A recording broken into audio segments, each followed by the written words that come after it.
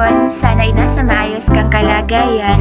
I have a question. Naranasan mo na bang magkaroon ng kahit isang medalya nung ikaw po ay nag-aaral pa lamang?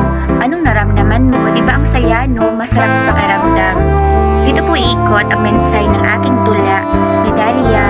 Way back then, palagi akong nakakatanggap ng medalya. Kakaibang saya ang aking nadama kaysa ako makyat sa entablado, lalo at kasama ko malagi noon ang nanay ko.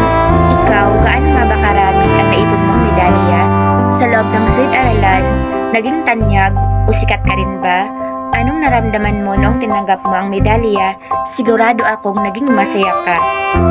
Sa buhay ng tao, anong medalya nga bang tinutukoy ko?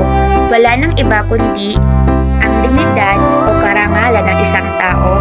Mas masarap sa pakiramdam na iginagalang tayo, hindi lang dahil sa maganda, guwapo, matalino, mabait, o sikat tayo. Sumasang-ayon ka ba sa mga sinasabi ko?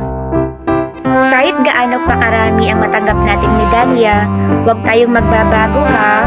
Ang medalya ng buhay ay pakaingatan mo, huwag hayaang tangayin o mawala ito. Panatilihing buo at malinis ang dignidad o dangal mo.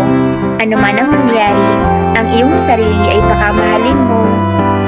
Moral lesson, it's a wonderful feeling to wear the most notable and remarkable medal, none other than having a solid and pure image or personality.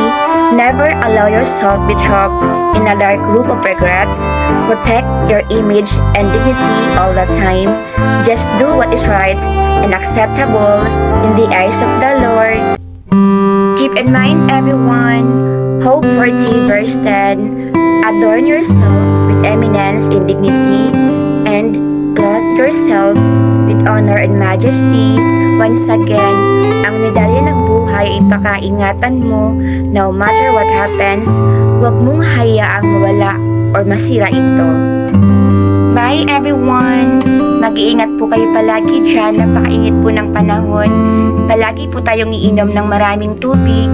It's a simple reminder from yours truly. Bye! God bless us all!